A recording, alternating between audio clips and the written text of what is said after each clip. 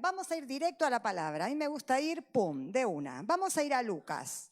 Lucas 19, del 1 al 10. Apágalo.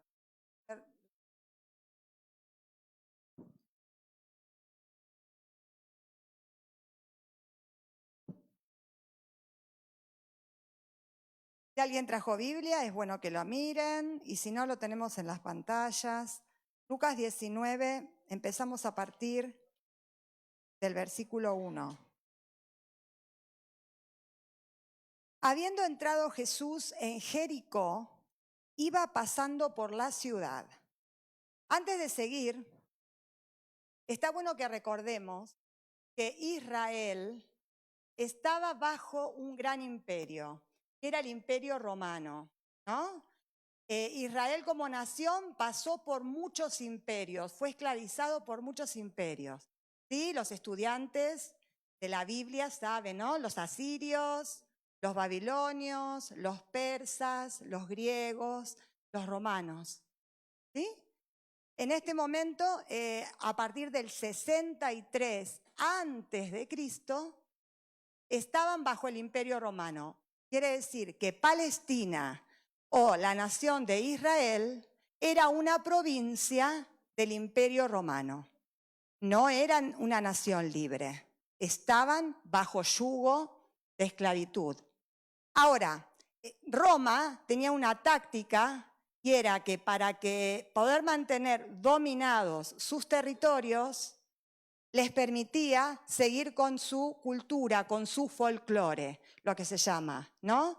Podían seguir con su religión y practicar sus culturas, sus fiestas.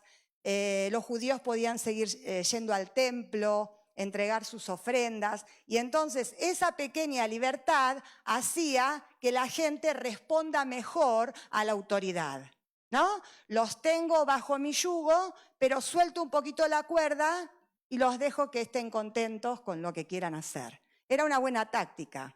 Pero el imperio romano necesitaba recaudar. Por eso era un imperio que invadía continuamente territorios y no se quedaba nunca quieto. ¿Por qué? Porque todas esas provincias daban dinero, ¿no? Tenía que cobrar grandes impuestos. Entonces la técnica era, por ejemplo, para Palestina, para Israel, hay este importe. No sé cómo lo pagarían, si semestral o anual. Y tenían que ofrecerse personas de esa región, por ejemplo, judíos, en este caso, para cobrar. Entonces, estos judíos tenían que recaudar el importe que el imperio les pedía, pero ellos no tenían un sueldo asignado. Entonces tenían que buscarse la vida para tener un sueldo. ¿Y qué idea fantástica tenían? Cobrar de más, pero no un poquito, como para que un poquito aquí, un poquito allí, me hago un sueldito, vivo tranquila. No. Menudencias, no. Ellos cobraban de más un importe interesante. Entonces la gente no los quería, no los podía ni ver. Eran traidores y eran ladrones. La fama de estos publicanos, que así se llamaban, era muy mala. Entonces ahora, teniendo en mente lo que era un publicano, que era un cobrador de impuestos, judío de pura cepa, a las órdenes de Roma, pero haciéndose su sueldito aparte. ¿Vale? ¿Tenemos la idea de lo que es un publicano? Ahora seguimos adelante. Jesús entra en Jericó. El Señor iba ya a la cruz. Era su último viaje. Venía bajando, pero no bordeó Jericó para ir directo a Jerusalén. Él pasó por la ciudad. Le era necesario pasar por la ciudad. Vamos a ver qué dice la Biblia. Seguimos adelante. Leemos otra vez el versículo número 1. Habiendo entrado Jesús en Jericó, iba pasando por la ciudad. Se metió por la peatonal, ¿vale? Donde había mucha gente. Y sucedió que vino un varón llamado Zaqueo, que era el jefe de los publicanos.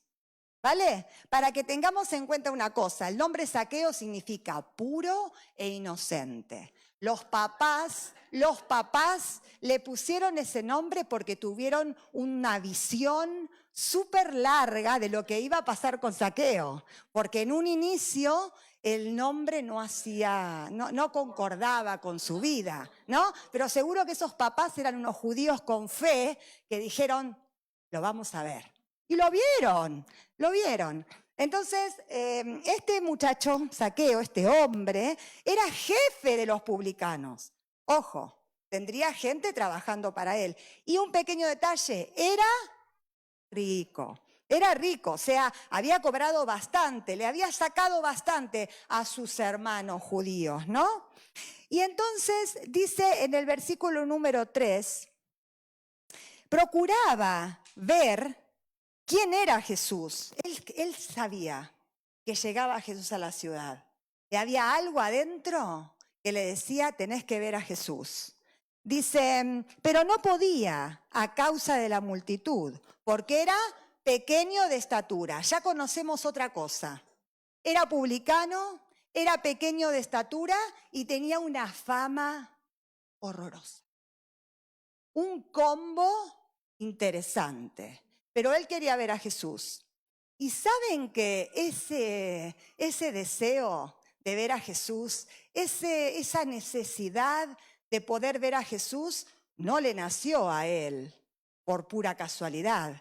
Miren lo que dice Juan 6:44. Ninguno puede venir a mí si el Padre que me envió no le trajere, y yo le resucitaré en el día postrero. Eso dijo Jesús. O sea, nadie que a quien Jesús llame, tuvo que haber pasado primero Jesús por él. Porque la tarea de atraer es de Dios. ¿Sí? Cuando un corazón se empieza a preparar, cuando un corazón siente el vacío, cuando un corazón ya buscó en un montón de lados y nada lo llena y tiene la necesidad de ver a Jesús, es porque el Padre lo está llamando, porque el Padre lo está trayendo. ¡Qué hermoso! ¡Qué preciosa seguridad! Que el Padre desde antes de la fundación del mundo nos tuvo ahí y en el momento indicado nos hizo venir a Él. Porque no todos hemos llegado a Jesús el mismo día, a la misma hora, ¿no? En la economía de Dios, dicen los teólogos, estaba marcado el día de nuestro nuevo nacimiento. ¿Amén? Por eso hay gente que a veces uno le habla, le predica y la gente no. Y después de 10 años, ahora lo entiendo. No es culpa de él o de ella, es que le llegó la hora. La hora de salvación era esa. Tremendo. Y entonces, vamos a seguir leyendo. Entonces era pequeño de estatura. Claro, hacerse un hueco entre la multitud no es fácil. Muy mala fama. ¿Quién lo iba a dejar pasar? Chiquitito. Cuando la gente hacía así para dejarlo pasar, decía, Zaqueo. Pues no, hermano. No, porque vos me cobraste de más, ¿no? La gente te cerraba. Buscate otro lugar. Pero Zaqueo lo estaba llamando Dios. No había nadie que lo pudiese detener. Cuando el Señor llama, se va a buscar la vida, pero se va a encontrar, lo va a ver por lo menos, porque él lo quería ver, solo lo quería ver a Jesús. Y dice en el 4, y corriendo delante subió a un árbol sicómoro para verle, porque había de pasar por allí. Él ya había calculado la ruta, va a pasar por acá, ¿qué hago? No me dejan pasar, soy chiquito. Vio un árbol, ¿vieron los árboles sicómoros que son muy de Medio Oriente, de África? Son unos árboles que pueden llegar a medir 20 metros, con un tronco bien robusto y tienen una particularidad excelente para Zaqueo, que sus ramas comienzan a crecer bajas. Todo estaba preparado. El árbol tenía unas ramas donde Zaqueo fácilmente se pudo subir. Pero ojo, no es que él se subía ahí y era Tarzán y todo el mundo lo veía, porque estos árboles tienen la característica de tener una copa muy espesa. Entonces Zaqueo veía, pero ¿quién sabe si alguien más lo veía? ¿Entienden? Porque no es que el árbol estaba sin hojas, estaba lleno de hojas. Pero, ¿qué pasó? ¡Ay! Vamos a ver qué pasó. Dice, cuando Jesús llegó a aquel lugar, mirando hacia arriba, ¿qué? Le vio. ¿Y qué más? Le dijo, Zaqueo, bájate, decíamos en la escuelita, bájate, apúrate, que en tu casa entraré yo. ¿No? En la escuelita dominical nos contaban esta historia. Entonces, Jesús, Zaqueo lo buscaba, pero Jesús lo encontró. No lo encontró Zaqueo, Jesús lo encontró. Jesús lo vio, clavó su mirada en él y lo llamó. Y no le dijo, vámonos. Le dijo, Zaqueo, por su nombre, bájate, date prisa.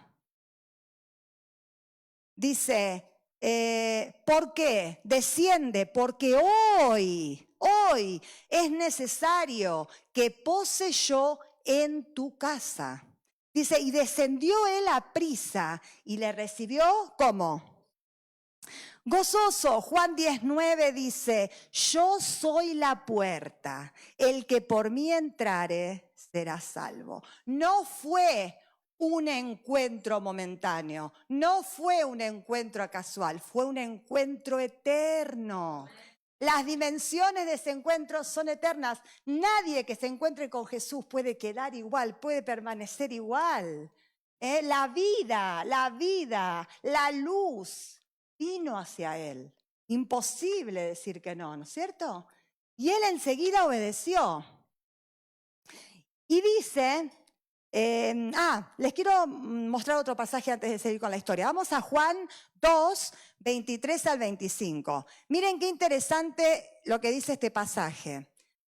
Estando en Jerusalén en la fiesta de la Pascua, muchos creyeron en su nombre, viendo las señales que él hacía. Pero Jesús mismo no se fiaba de ellos porque Jesús conocía a todos. Y no tenía necesidad de que nadie le diese testimonio del hombre, pues él sabía lo que había en el hombre. Jesús sabía perfectamente quién era Zaqueo. Lo conocía de pe a pa, entre otras cosas, porque él lo había creado, ¿no es cierto? Entonces, él conoce lo que hay en nuestro corazón. Nadie puede venir a decir, este es, porque claro, ahora vamos a ver cómo reacciona la multitud. A este hiciste bajar, a este pecador. Miren lo que decía la gente. Que siempre hay de estos, ¿no? Que hacen algún comentario así. En el 7, dice, al ver esto todos murmuraban, diciendo que había entrado a posar con un hombre pecador, como si ellos no lo fuesen. A este se tendría que ir a haber comido con el otro, que es tan buena gente. Justo eligió a este. Siempre esos comentarios los escuchamos, ¿no es cierto? Pero Jesús sabía a quién tenía que ir. Lo miró, lo llamó y dijo, para mí, este es mío. Y hoy me voy a comer a su casa. ¿Qué tal? Y resulta que en el 6 dice, entonces él descendió a prisa y lo recibió gozoso. Claro, ¿él qué se iba a imaginar? Que a él, que todo el mundo lo odiaba, que era chiquitito, insignificante, pero bravo, chiquitito, pero bravo, que le había robado a un montón de gente. Pero él dice que gozoso lo invitó a su casa. Y vamos a ver qué pasó. Vamos al versículo número 7. Al ver esto, todos murmuraban, ya lo dije. El 8. Entonces Zaqueo, puesto en pie, dijo al Señor, he aquí, Señor, la mitad de mis bienes doy a los pobres. Y si en algo he defraudado a alguno, lo devuelvo cuadruplicado. Fruto de arrepentimiento. Fruto de arrepentimiento. El Señor no solo quería estar con él, quería morar, porque de eso se trata el nuevo nacimiento. Cristo, una nueva identidad, viene a morar en mi corazón. Está conmigo, pero está en mí, que es lo más glorioso que nos puede pasar.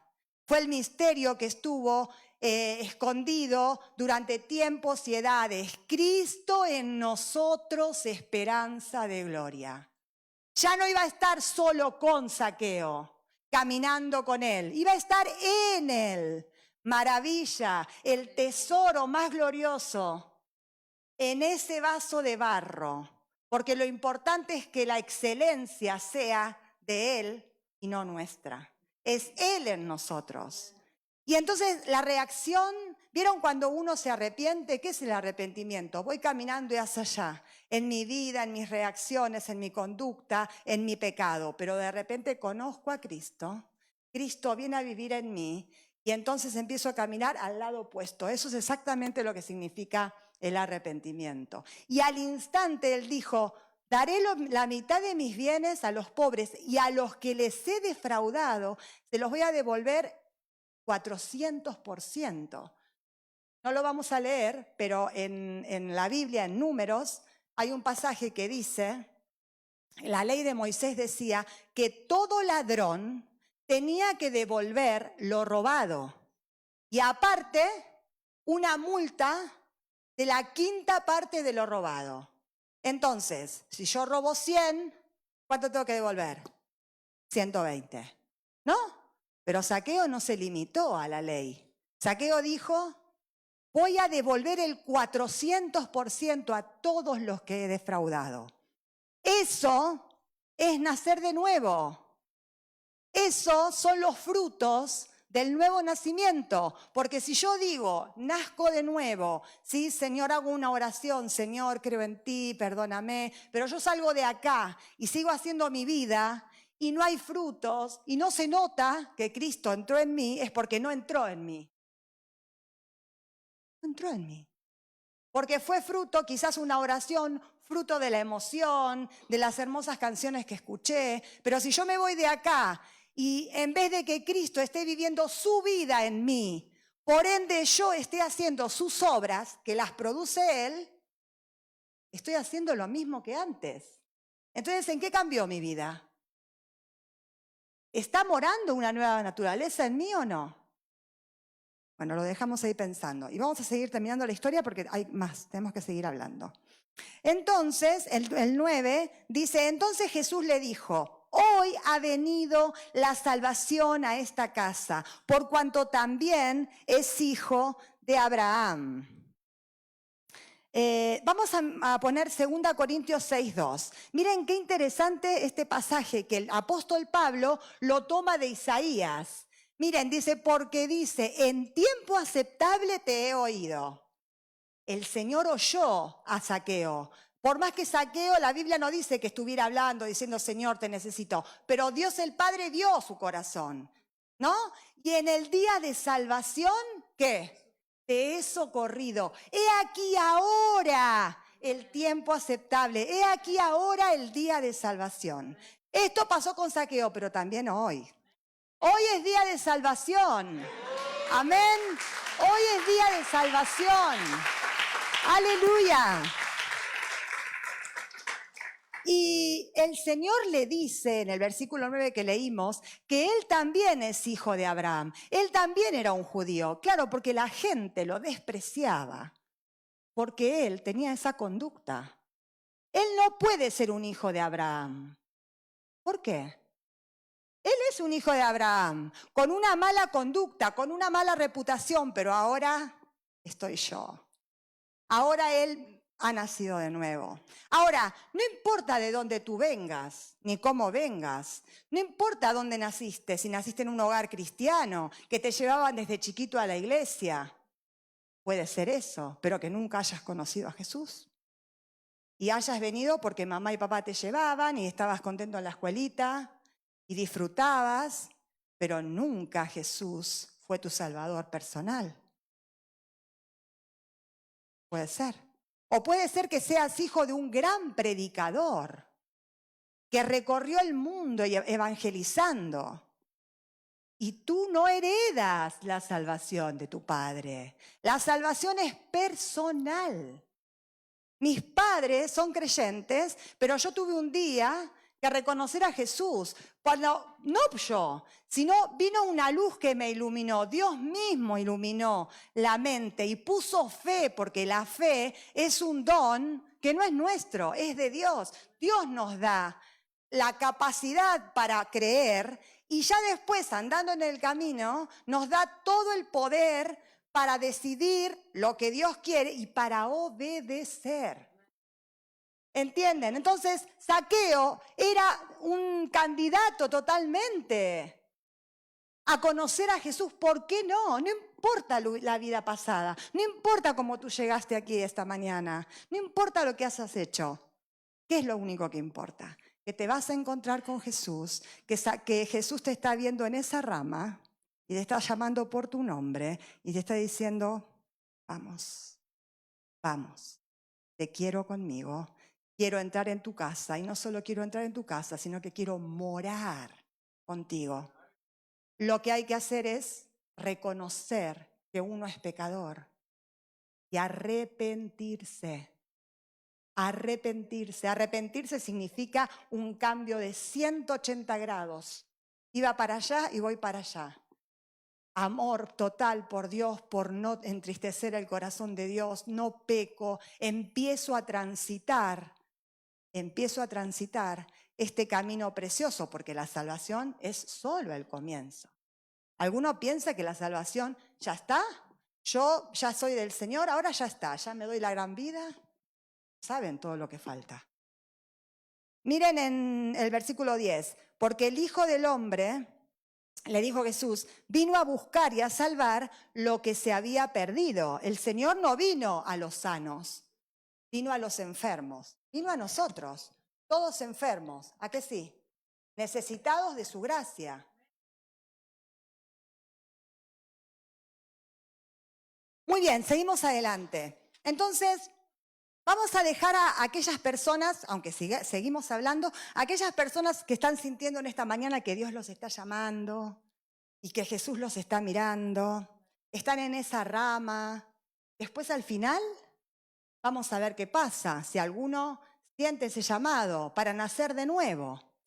Pero vamos a seguir adelante con lo que pasa con la vida del cristiano, una vez que nacemos de nuevo, ¿sí?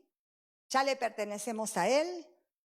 Ahora Cristo vive en mí, hay una nueva naturaleza en mí, tengo una nueva identidad y ¿saben una cosa? Esa nueva vida se quiere expresar. Cuando un bebé nace, ¿yo le tengo que enseñar a llorar? Mirá, tenés que hacer así. ¿Le tengo que enseñar a tener hambre? ¿Le tengo que enseñar a crecer? No, mira, vos empezás a estirar más, hacé fuerza que te vas a ir creciendo. No, porque ese bebé ya tiene toda la fuerza que tiene que tener en su ADN para crecer. ¿Sí o no? Y se expresa a que se expresan los bebés, ¿no? ¿Por qué? Porque están ávidos de crecer, porque hay una fuerza, hay un poder, hay un ADN ahí que quiere salir, que quiere crecer. Lo mismo pasa cuando nacemos de nuevo. Esa nueva naturaleza, Cristo en nosotros, se tiene que expresar. Nada lo puede detener. Los que recién se convierten muchas veces los vemos con fuerza, que hablan con los pastores, ¿qué puedo hacer? Hay algo que no lo podemos detener, es la vida de Cristo, son ríos de agua viva que salen para vida eterna, no hay nada que te detenga. Ahora vayamos evaluándonos, ¿no? Todo lo que vamos a ir viendo. Ahora, también somos conscientes de que la vida nueva está instalada en nuestro corazón, pero hay una vida vieja, que es con la que ya nacimos. Nosotros nacimos en pecado, en una raza caída, ¿no es cierto? Y nosotros somos pecado, somos todo pecado, no somos pecadores, somos pecado, es un sustantivo, es una esencia. No tenemos pecado, somos pecado, pero Cristo pagó por nosotros y nos liberó. Y ahora la diferencia es que nosotros no somos esclavos del pecado, pero seguimos pecando. Ahora el pecado a mí ya no me domina como antes de conocer a Cristo. pero sigo pecando, porque esa vieja naturaleza sigue estando. Y hay una lucha. ¿Por qué? Porque dice en Efesios 2, vamos a leer el 10 nada más, Efesios 2:10, dice así: porque somos hechura suya, creados en Cristo Jesús, ¿para qué? Para buenas obras, las cuales Dios preparó de antemano para que anduviésemos en ellas. Entonces, esta nueva creación, este nuevo ADN que late adentro mío, quiere expresarse ¿en forma de qué? En forma de fruto, porque el creyente tiene que dar fruto. Si tú eres creyente, si tú has nacido de nuevo, tiene que dar fruto. Se tiene que notar. Y si no se nota, puede haber un remedio. Luego lo vamos a ver. Habrá que hacer algo, ¿sí? Pero la nueva vida tiene que salir. Pero claro, la otra naturaleza está ahí. Porque mi carácter, porque yo soy así, porque quiero vivir mi vida. Pues no, porque ahora hay una nueva vida viviendo en ti. Y es Cristo viviendo su vida en mí. No es que yo le hago un lugarcito. No es que yo lo pongo primero en mi agenda. No es que yo le doy la prioridad. ¿Qué prioridad? Él es todo. Él dirige mi vida. Hay una pequeña diferencia, ¿no? A que yo digo, no, yo lo pongo en primer lugar. Devocional. No, Él es todo. Haré el devocional, pero Él me dirige. Él me toma mi mente. Él pone el querer como el hacer en mí. Y empezamos a dar fruto, y a dar fruto, y a dar fruto. Ahora, Pablo habla acerca de este tema de una manera grandiosa en Romanos. Vamos a ir para allá. Vamos a Romanos, que me encanta este pasaje, me encanta. Romanos 7, seguro que a ustedes también les gusta, ¿a que sí? Romanos 7, 15. Miren qué interesante, porque Pablo lo va a describir mucho mejor que yo. Pablo, maestro de la palabra, y acá nos da un repaso exactamente de lo que nos pasa. Escuchemos. A partir del 15, dice, porque lo que hago, no lo entiendo, pues no hago lo que quiero, sino lo que aborrezco, eso hago. Para un poquito. A ver, si Cristo Jesús está en mí, si tengo una nueva identidad, ¿cómo que hago? Claro. ¿Por qué? Porque la carne también quiere hacer. A la carne le encanta hacer. A la carne le encanta figurar. Le encanta que la aplaudan. Le encanta que le den las palmaditas. Bien, estuviste bien. Y si no me la dan la palmadita, voy a ir a hablar con el pastor. No me reconocen. Esa es la carne, esa soy yo. Ustedes, pero esa soy yo. Muy bien, vamos al 16. Y si lo que no quiero, esto hago, apruebo que la ley es buena, porque la ley, ¿qué me muestra la ley? El pecado. O sea, si la ley dice no robarás, ya le está poniendo nombre a mi pecado. Si yo robo, ya sé que está mal. O sea que la ley es buena. El problema no es la ley, el problema es mi carne. Entonces, dice el 17, de manera que ya no soy yo quien hace aquello, sino el pecador que mora en mí. Claro, él reconoce, hay una nueva vida en mí. Yo quiero hacer la voluntad de Dios, quiero que Él se exprese, quiero que Él fluya, pero no puedo porque el pecado me agobia.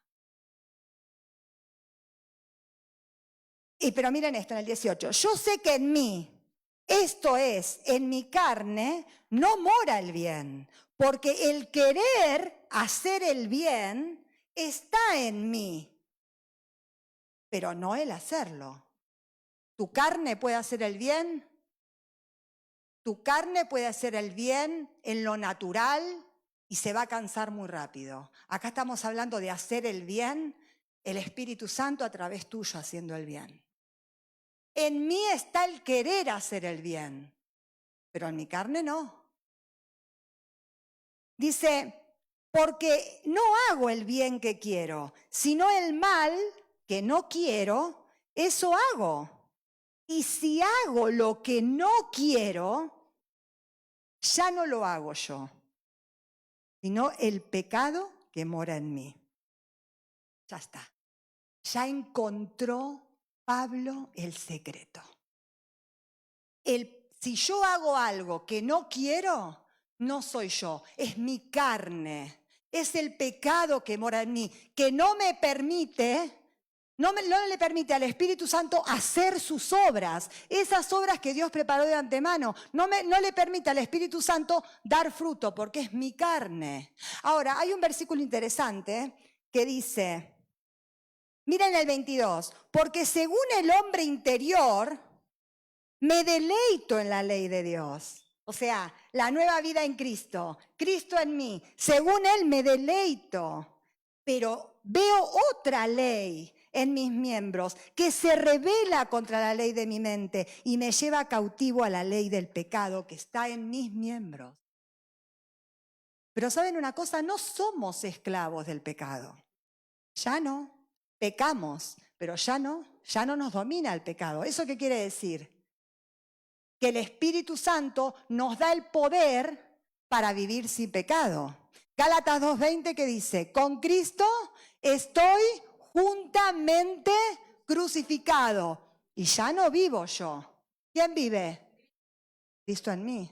Entonces cada día mi oración es, Señor, contigo estoy crucificada. ¿Qué significa? Mi yo, mis deseos, mis ganas de hacer lo que se me antoja, mis ganas de hacer cosas que no son buenas, todo lo que es mi carne tiene que estar crucificada. Entonces, sacamos del medio a mi carne y digo, Señor, tú a través de mí, habla tú a través de mí, corrige a mis hijos tú, Espíritu Santo, que yo pueda tener un diálogo con mi esposo bien y él conmigo, que pueda haber armonía en mi hogar, porque eres tú, no soy yo, porque si soy yo, si sale la vieja Adriana, entonces no va a haber quizás paz durante mucho tiempo, ¿no? Porque uno es justiciero, pero si mi carne está crucificada y dejo al Espíritu Santo obrar, ese es el secreto. Escuché a un predicador hace poco que decía, nosotros cuidamos mucho a nuestros hijos, los cuidamos que no les pase nada, que no les pase nada en la escuela, que nadie le diga nada, que protegemos con algodones, que no se caiga, que no se raspe. Y él decía, hermanos, el peor enemigo de tus hijos lo tienen adentro y es su carne. Y es verdad. Los padres empiecen a hablarles de esta verdad a sus hijos. Los que tienen hijos pequeños, los que tienen hijos adolescentes, jóvenes. Cristo en vosotros, en nosotros está todo el poder para vivir una vida victoriosa porque es una nueva naturaleza. Es una nueva naturaleza, no soy yo. Yo no sirvo, yo no puedo hacer nada bueno. En mí no mora el bien. Pero por su gracia, Él me salvó y Él vive en mí. Y en mí está todo lo necesario para vivir una vida victoriosa y dar fruto. Miren lo que dice en Filipenses 2:13. Filipenses 2:13.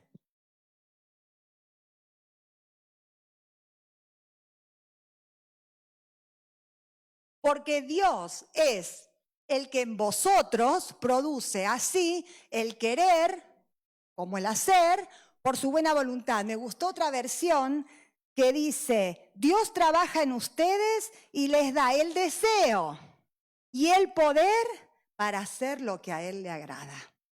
No es tu esfuerzo, no es que le pongas ganas, es Él. ¿Sabes lo que tenés que hacer vos y yo? Crucificados. Mi carne crucificada. Entonces, Dios toma el control de mi mente, toma el control de mi vida y pone el deseo y el querer para obedecer. Y si yo no lo obedezco, es que estoy viviendo en la carne, que también puede ser, por más que yo sea cristiana, tengo momentos en que vivo en la carne, pero cada vez que nos entrenamos más en esta vida, en el espíritu, cada vez nos damos más cuenta más rápido en qué naturaleza estamos operando. Cuando se me chifla el moño, Adriana, estás en la carne. Ya mismo tenés que pedir perdón. ¿Por qué? Porque Dios sabe que anhelo vivir en el Espíritu. Entonces, cuando no estoy en el Espíritu, se nota. Se nota. Así como se nota cuando estamos en el Espíritu. Entonces nos transformamos en personas que continuamente se están evaluando a sí mismas. Entonces, me levanté de la cruz y hice algo, pues pido perdón, fruto de arrepentimiento. Pues si hice algo en casa que no estuvo bien, fruto de arrepentimiento, pido perdón. Soluciono, resuelvo, no yo, Cristo en mí. Muy bien, seguimos adelante por un momentito. Entonces, el fruto es la evidencia. El fruto es la evidencia de que tú te encontraste con Jesús. Más bien, Jesús se encontró contigo. Y otra cosa, no es la evidencia de que tú lo conoces, sino lo más importante, que sos conocido por Dios, porque lo que importa es que Él te conozca. Un cristiano tiene que tener fruto. ¿Estás dando fruto? Piénsalo, no me digas nada. Ya me lo pregunté. Me lo pregunto todos los días. Un cristiano que no da fruto puede ser que esté en un tiempo de sequía, porque ahora vamos a ver qué es lo que hay que hacer para dar fruto. Vamos a Santiago 2:14. Santiago 2:14. Miren qué interesante lo que nos dice Santiago aquí, que vamos a tener luz acerca de lo que estamos hablando. Hermanos míos, ¿de qué aprovechará si alguno dice que tiene fe y no tiene obras? ¿Podrá la fe salvarle? Y si un hermano o una hermana están desnudos y tienen necesidad de mantenimiento de cada día, y alguno de vosotros les dice, ¿estás necesitado? No te preocupes, id en paz, calentaos, saciaos, pero no le da las cosas que son necesarias para el cuerpo. ¿De qué aprovecha? Así también la fe, si no tiene obras, es muerta en sí misma. Yo puedo venir al culto y tener una fe y que todo el mundo se dé cuenta que yo soy del Señor. Pero yo salgo de acá y veo una necesidad, no solo afuera en la calle, en mi casa, donde son los primeros que nos conocen, ¿no? Y pueden saber si estamos o no en el Espíritu. Vos estás en la carne, no me vengas, ¿no? Y nos machacan. Es verdad, pedimos perdón y vamos a, ¿no? Recapitulamos. En tu casa, ¿estás dando fruto en tu casa? Los padres con los hijos con los padres, en la escuela, en el trabajo, con los hermanos, fuera. ¿Estás dando fruto? Tiene que ser algo natural en el creyente dar fruto.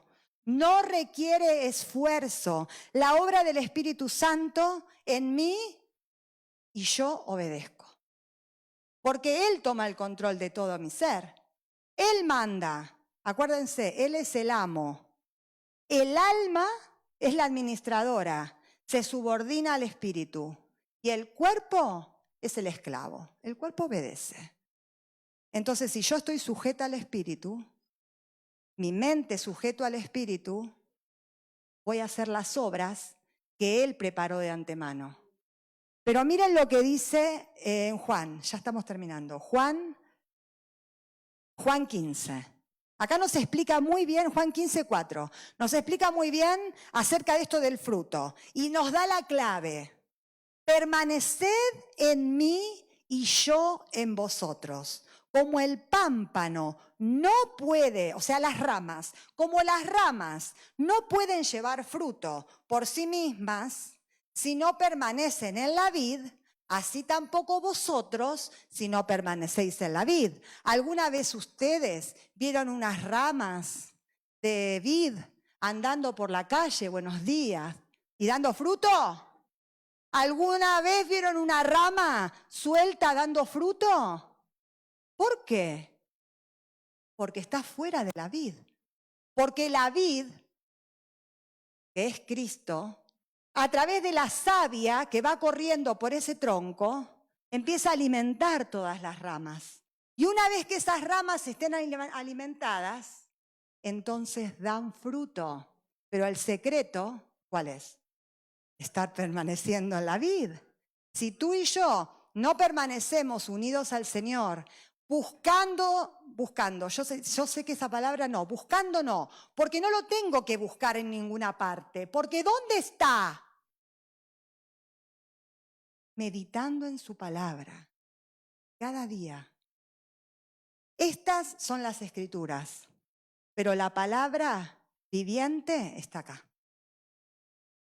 Estas son las Escrituras. Las Escrituras, dijo Jesús, dan testimonio de mí. Pero la palabra, Él es el verbo y el verbo era con Dios y el verbo era Dios. El verbo es la palabra. ¿Y dónde está? Adentro tuyo. Si no permanecemos en Él, nos vamos a secar.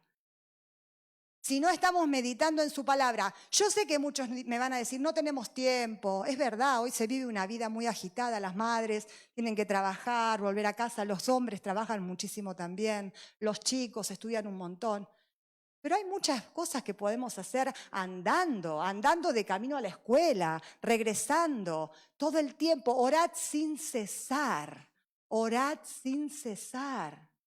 todo el tiempo. Si anhelás, si esta persona está dentro tuyo, vas a tener la necesidad. Vas a tener la necesidad de orar, de leer la palabra. Vas a tener la necesidad de obedecer. Vas a tener la necesidad de tratar bien a tu familia. Vas a tener la necesidad de ser un buen trabajador. Y también conocer la palabra nos abre los ojos acerca de lo que no tenemos que hacer. Porque la palabra nos limpia. Jesús les dijo a los discípulos, ustedes están ya limpios por la palabra.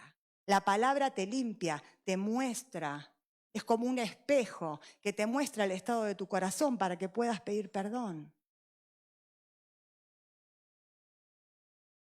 La oración nos nutre, nos alimenta todos los días, todo el tiempo, en tu mente y hablada. Todos tenemos que orar. Todos los días. Todos los días tenemos que meditar en la palabra, aunque sea en un versículo. Empecemos por un versículo, chicos, los jóvenes. Apúntenselo, un versículo, aunque sea en ese, mediten en ese día, léanlo por la mañana y todo el día repítanlo y escriban, ¿qué me habló el Señor acerca de este versículo? Si la semana siguiente podemos 2 versículos, pues 2 versículos. Mantengamos relación con hermanos que nos edifiquen, que nos ayuden, con los cuales podamos compartir a Cristo. Porque si Cristo está en mí, Cristo está en ti, si yo me junto contigo, podemos hablar de Cristo porque hablamos un mismo idioma, ¿no? Y nos edificamos. Juntémonos con hermanos que nos edifiquen, que nos ayuden en el Señor a crecer. Amén. Ahora, para terminar, quiero leer Filipenses 3:12. Filipenses 3:12. Los músicos, si quieren, ya pueden ir pasando. Vamos a terminar con una alabanza. Dice así el apóstol Pablo, no que lo haya alcanzado ya, ni que ya sea perfecto, sino que prosigo a ver si logro asir aquello para lo cual fui también asido por Cristo. Hermanos, dice en el 13, yo mismo no pretendo haberlo alcanzado ya, pero una cosa hago, miren esto, olvidando lo que queda atrás, me extiendo hacia adelante, prosigo la meta al premio del supremo llamamiento en Cristo Jesús. Ninguno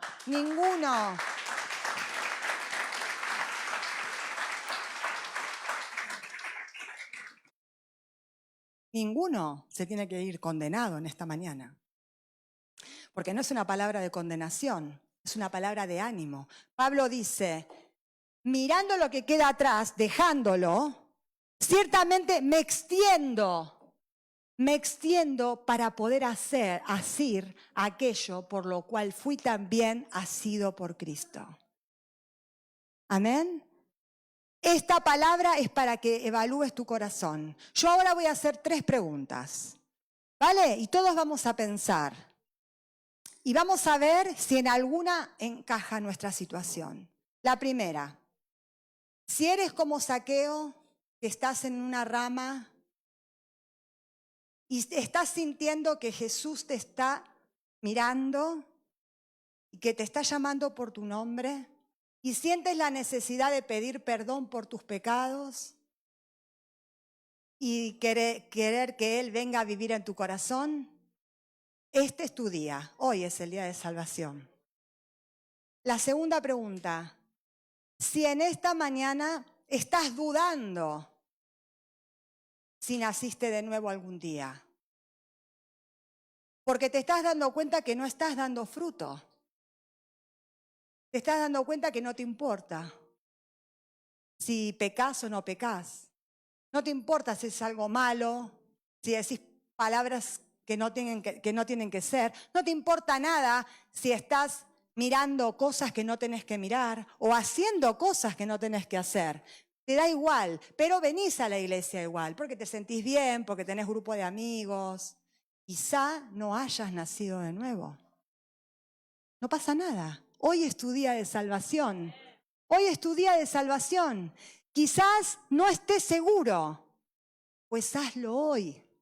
Cierra tus ojos y dile, Señor, perdóname, me arrepiento. Señor, quiero que vengas de verdad hoy y lo voy a apuntar en mi Biblia. Hoy, día 9 de marzo, Cristo vino a vivir en mi corazón y fui limpio de todos mis pecados. Y vas a empezar a transitar por este camino precioso de las buenas obras y de los frutos que todo cristiano tiene que dar. Y la tercera, si tú ya naciste de nuevo y tú estás seguro de tu salvación, estás dando fruto, estás siendo productivo, la fe es acción, la fe es productiva. Si estás dando fruto, te quiero dar una buena noticia. El Señor va a podarte para que des más fruto. ¿Qué es la poda? Son situaciones que nos van a ir pasando, difíciles, donde el Señor trabaja con nosotros para que demos más fruto. Y si tú has nacido de nuevo y hace tiempo que estás desconectado, que estás no buscando al Señor o nada te importa, estás frío, hoy es el día. Hoy es el día. La salvación ha llegado a tu casa en esta mañana. Así que vamos a ponernos todos de pie. Y si hay alguien que ha decidido, como Zaqueo, rendir su vida al Señor, después, cuando terminamos, puede hacerse ver por aquí adelante y vamos a tomarle sus datos y vamos a ayudarlo si necesita. Pero solo basta con que tú le digas, Señor, me arrepiento de todos mis pecados. Tú eres mi Señor y tú eres mi Salvador. Ven a morar en mi corazón. Quiero empezar este camino. En el nombre de Jesús. Y si tú quieres reconciliarte con el Señor, no estás seguro, hazlo. Hoy es el día de salvación. Amén. Aleluya.